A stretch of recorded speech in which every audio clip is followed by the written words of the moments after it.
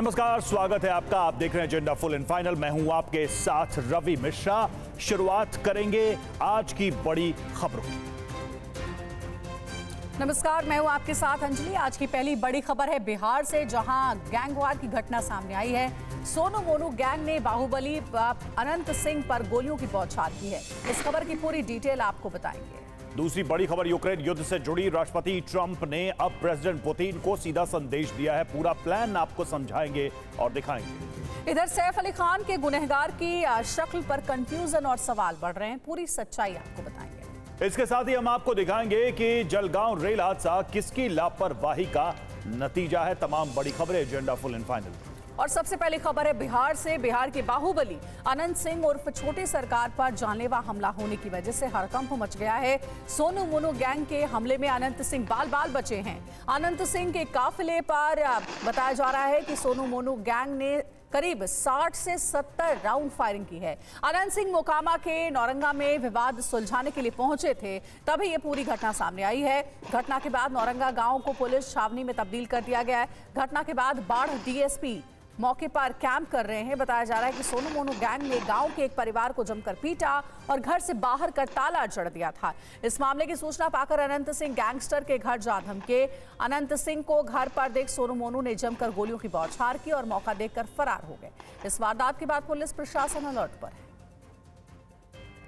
और अनंत सिंह पर हुए हमले का वीडियो, गोलियों की बौछार से थर्रा उठा पूरा इलाका। ये वीडियो सामने आया है। फायरिंग की वजह से हड़कंप मच गया। दोनों तरफ से भीषण गोलीबारी हुई और इसकी तस्वीरें देखिए किस तरह से सुना जा सकता है। लगातार गोलियों की आवाज, गोलियां चलने की आवाज। दोनों तरफ से फायरिंग हुई। सोनू मोनू गैंग की तरफ से अनंत सिंह के ऊपर फायरिंग हुई और यह भी दावा किया जा रहा है कि जवाबी फायरिंग भी की गई।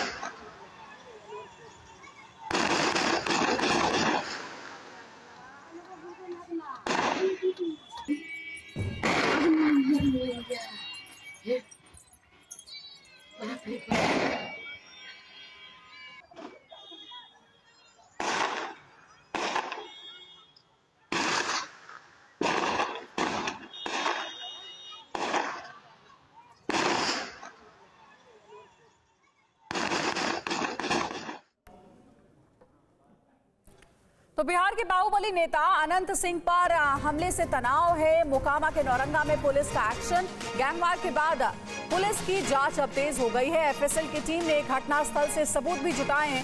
सोनू मोनू गैंग पर 70 राउंड फायरिंग का आरोप है। हमले में बाल बचे हैं बाहुबली अनंत सिंह। और बिहार के मोकामा इलाके में हुई इस वारदात पर बाहुबली अनंत सिंह ने क्या कहा, सुनिए। यहाँ पर 10-15 को लोग आए एकदम बिगड़े 6 बजे जी। तो लोग के हम बोले कि लोग काहे के लिए आए हैं, तब बोले कि हमरा घर में ताला लगा दिलक है, हमरा के भगा दिलक घर से, इतना रुपया मांगे। हम रुपया कहाँ से लेंगे। हम कही ठीक है, हमें थाना तो चल जाओ, डीएसपी साहब से जाकर मिल ले। गया थाना मिलने के लिए तो मिला नहीं मिला। जो न्यूज़ सो मोबाइल नंबर हम लिए नहीं, हमको नहीं पता लगा। तो गाँव में हम लगाए फ़ोन, तो कहा कि जैसे कुंजी ताला है, 4 घंटा के बाद हम लगाए कि जैसे ताला कुंजी है और उसी ताला कुंजी लगल है, कोई परिवर्तन यहाँ नहीं हुआ है। हम भी चलो कुल के ताला कुंजी खोल देंगे, अपना अपना घर में रहेगा जी। तो हम चल गए, जाकर ताला कुंजी खोल दिए। तो मन में हुआ कि सोनू मोनू को कह दे चल के कि ऐसा गलती काहे करता है।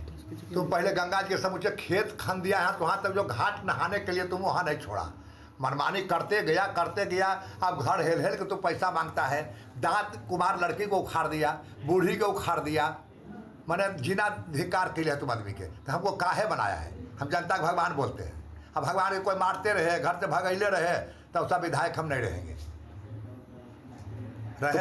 तो ये काम हम करेंगे। जुलूम होगा पर साथ हम रहेंगे। तो आप पहुंचे दादा, तो फिर क्या हुआ वहाँ पर?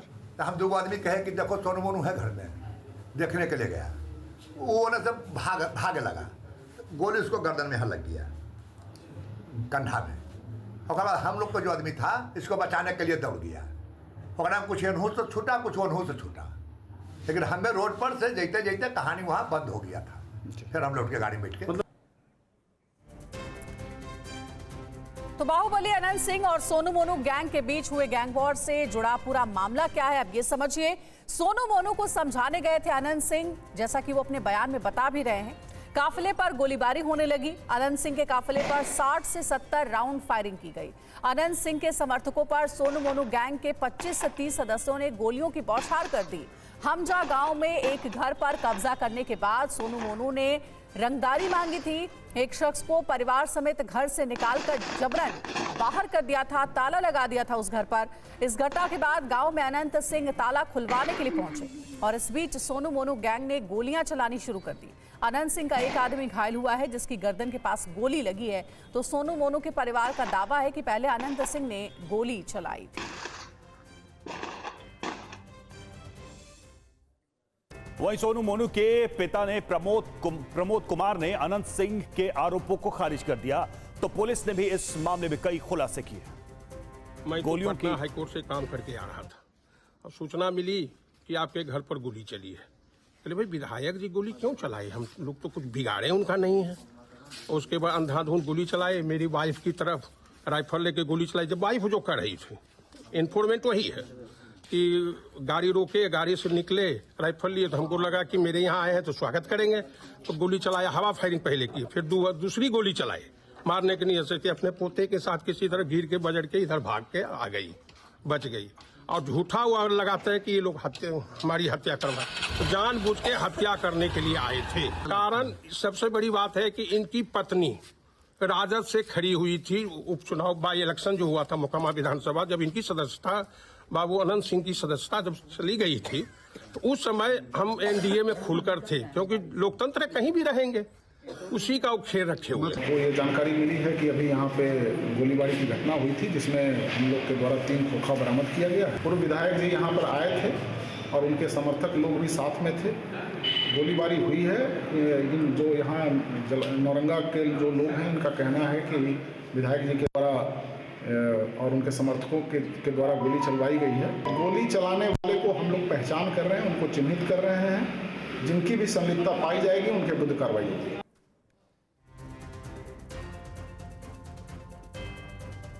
और अब आपको बताते हैं सोनू मोनू गैंग कितना खूंखार है। 12 साल पहले तक अनंत सिंह के गैंग में काम करते थे सोनू मोनू, और अनंत सिंह के जेल जाने के बाद सोनू मोनू ने खुद का गिरोह बना लिया। अनंत सिंह की रिहाई के बाद दोनों गुटों में टकराव बढ़ा। सोनू मोनू गैंग ने वर्चस्व की जंग में अनंत सिंह की नाक में दम किया हुआ है। सोनू मोनू का गैंग कई संगीन वारदातों को अंजाम दे चुका है। दर्जन भर थाना क्षेत्रों में सोनू मोनू गैंग की दहशत है, और सोनू मोनू के इस गैंग में 30 हथियारबंद बदमाश भी शामिल हैं। और इसी पर ज्यादा जानकारी के साथ हमारे सहयोगी रुपेश कुमार हमारे साथ जुड़ गए हैं, उनसे बात करते हैं। रुपेश, सोनू मोनू गैंग का आतंक देखने को मिला है और यही वजह है कि अनंत सिंह पर 60 से 70 राउंड फायरिंग की गई। लेकिन सोनू मोनू के परिवार का कुछ और ही कहना है। वो कह रहे हैं कि पहले अनंत सिंह ने गोली चलानी शुरू कर दी और वो जान से मारने के इरादे से आए थे उनके घर पर। ये सोनू मोनू जब अनंत सिंह जेल चले गए तो सोनू मोनू का प्रभाव उस इलाके में बढ़ा, लखीसराय से लेकर मोकामा तक। और ये इलाके में वर्चस्व की लड़ाई है और कहीं ना कहीं एक राजनीतिक अदावत भी है, और ये तात्कालिक कारण है। एक ईंट भट्ठा चलता है जिसमें सोनू मोनू और मुकेश नाम का व्यक्ति साझेदार हैं, पार्टनरशिप है, और उसी में 65 लाख रुपए के लेन देन के मामले को लेकर के सोनू मोनू ने मुकेश के घर में ताला लगा दिया था, जो मुकेश का गांव हमजा है। ये शिकायत लेकर मुकेश अनंत सिंह के पास पहुंचे और अनंत सिंह ने पहले फ़ोन पर बातचीत की कि इनके घर से ताला खोल दो, लेकिन उसके बाद जब सोनू मोनू नहीं माना तो अनंत सिंह वहां चले गए। जैसा कि वो खुद स्वीकार कर रहे हैं, वो उन्हें समझाने गए थे हमजा गांव में, समझाने गए अपने समर्थकों के साथ। वहां पर गोलीबारी हुई।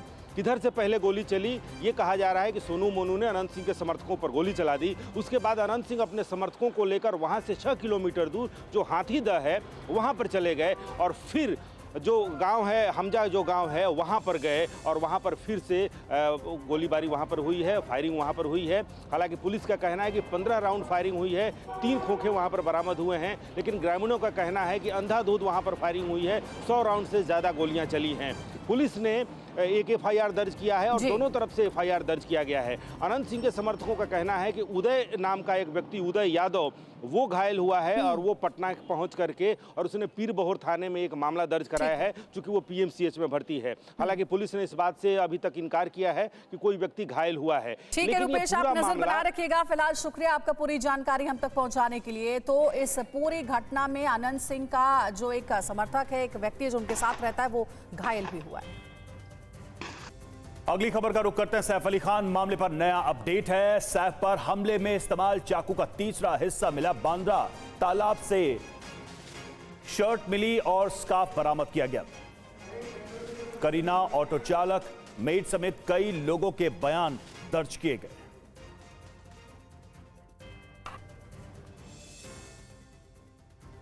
और वहीं पकड़े गए आरोपी और सीसीटीवी में दिखाई दे रहे शख्स को लेकर भी अलग अलग थ्योरी सामने आ रही है। एक्सपर्ट का कहना है कि सबसे बेहतर सैफ अली खान ही ये बता सकते हैं कि जिसे गिरफ्तार किया गया वो हमलावर है या नहीं। इस मामले पर मुंबई के पूर्व एडिशनल DGP PK जैन का कहना है कि इस पर सवाल नहीं उठाना चाहिए। पुलिस मामले की जांच के बाद आरोपी को गिरफ्तार किया गया है।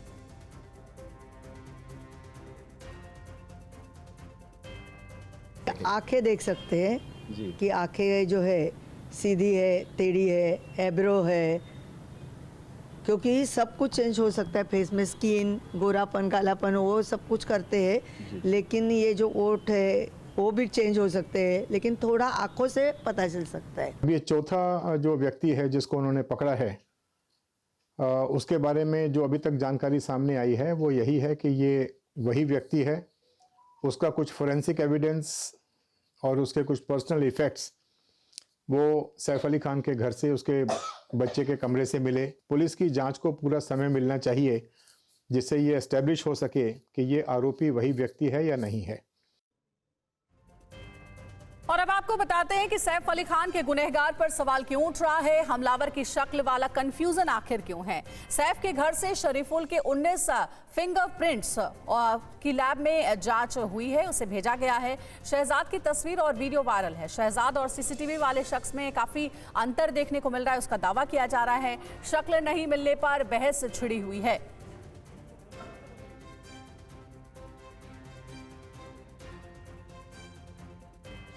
और वहीं सैफ अली खान अस्पताल से बाहर आ गए हैं, अब बिल्कुल फिट हैं और तंदुरुस्त हैं। सैफ को देखने के बाद हर किसी ने राहत की सांस ली है। सबको ये देखकर अच्छा लगा कि सैफ अली खान पूरी तरह से ठीक हैं। हमले के घाव अब उबर चुके हैं, लेकिन शिवसेना नेता संजय निरुपम ने मामले को संदिग्ध बताया है और गंभीर हमले के बाद इतनी जल्दी सैफ अली खान की रिकवरी पर हैरानी जताई है। जब वो हॉस्पिटल में थे, उनका इलाज हो गया, जब वो डिस्चार्ज हो रहे थे, तो हॉस्पिटल के पीछे से भागने का क्या मतलब था? आप सामने से आकर के मीडिया से मिलिए, बात करिए। बात नहीं कर सकते, कम से कम जिस तरह से वेव किया वैसे वेव करके नहीं करिए। लेकिन प्रश्न ये है कि 4 दिन में इतना स्वस्थ हुआ जा सकता है क्या? मुझे पता है वो बहुत अच्छे फिजिकली बड़े फिट आदमी हैं, वो मुझे पता है फिजिकली फिट हैं, रेगुलर जिम जाते हैं, तो क्या उनका इम्यूनिटी सिस्टम इतना मजबूत है? कितना बड़ा ऑपरेशन के बाद वो 4 दिन में रिकवर कर जाते हैं? यह सवाल डॉक्टरों से है और डॉक्टरों को इसका जवाब देना। और अब बात जलगांव हादसे की करेंगे। चलती ट्रेन में मौत की अफवाह फैलने से चीख पुकार चित्कार मच गई। इस रेल हादसे में 13 लोगों की जान चली गई। ये दर्दनाक हादसा महाराष्ट्र के जलगांव में हुआ है। पुष्पक एक्सप्रेस लखनऊ से मुंबई जा रही थी। जलगांव के परांडे स्टेशन के पास ट्रेन में आग की अफवाह फैली। इसके बाद यात्रियों में हड़कंप मच गया। कई यात्री आग के डर की वजह से ट्रेन से कूद गए। अलार्म चेन पुलिंग के बाद पुष्पक एक्सप्रेस रुकी भी और इस दौरान कई यात्री दूसरे ट्रैक पर आ रही कर्नाटक एक्सप्रेस की चपेट में आ गए। और अब जलगांव हादसे से जुड़ी जांच का अपडेट जान लीजिए। रेलवे के अफसर और स्थानीय पुलिस प्रशासन ने रेल हादसे की डिटेल शेयर की है। क्या कहा गया है इस डिटेल में, वो भी हम आपको बता रहे हैं। और ये 3 सवाल हैं इस हादसे को लेकर, उनके क्या जवाब है ये देखिए। अलार्म चेन पुलिंग की घटना के बाद में कुछ यात्री जो है वो गाड़ी में से नीचे उतरे थे और उस दरमियान उसी वक्त पे जो दूसरी डायरेक्शन में जाने वाली कर्नाटक एक्सप्रेस है वो गाड़ी वहां से गुजर रही थी, तो उस गाड़ी से कुछ यात्रियों को धक्का लगने की घटना या जानकारी हमारे सामने आई है। 4:45 पे एक रेल एक्सीडेंट हुआ था। पाचोरा जो हमारे डिस्ट्रिक्ट में एक तालुका है, वहाँ पर एक लोकेशन पर एक रेल एक्सीडेंट हुआ। इमीडिएटली जब सेंट्रल रेलवे का जो कंट्रोल रूम है उन्होंने हमें इन्फॉर्म किया कि ऐसा दुर्घटना हुई है। महाराष्ट्र सरकार की जो 108 एम्बुलेंसेस है उसकी 8 एम्बुलेंसेस वहाँ पे पहुँचाई गई है। रेलवे की भी जो रेस्क्यू वैन्स होती है और मोबाइल एम्बुलेंस होती है वो भी, उनकी भी पूरी वरिष्ठ अधिकारियों की सेट टीम वहाँ पे पहुंची है और प्रशासन की तरफ से पूरी सहायता जो भी इंजर्ड है और डेड के जो भी रिलेटिव्स है वहाँ पे उनको की जा रही है। जलगांव से हमारे संवाददाता किशोर पाटिल इस वक्त जुड़े हुए हैं। किशोर, सबसे पहले तो ये बताइए कि जो लोग घायल हैं उनकी हालत क्या है, उनका कहां इलाज चल रहा है, और इस पूरे मामले में कुछ एक्शन भी हुआ है क्या रेलवे की तरफ से, क्योंकि अफवाह की वजह से इतनी बड़ी दुर्घटना हो गई।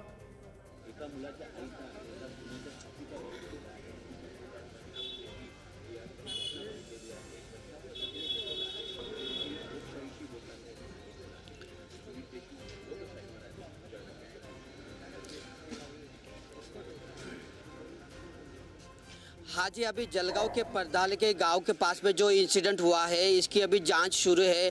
जो गाड़ी में जो चाय वाला था उसने ये अफवाह फैलाई कि गाड़ी में आग लग गई है, उसकी वजह से जो है वो जो प्रवासी थे वो डर गए और उन्होंने गाड़ी से कूदना शुरू किया था। तो वो चाय वाले की यहाँ पे तहकीकात शुरू है। उसका जो इसमें जो डेड बॉडी थी, अब तक इसमें 13 लोगों की मौत की खबर यहाँ पे आ रही है। प्रशासन ने अभी तक अधिकृत जो अपनी इंफॉर्मेशन दी नहीं है, लेकिन 13 लोगों की यहाँ पे मौत हो गई है और उनके बॉडी जो है जलगांव के जिला रुग्णालय में यहाँ पे लाई गई है।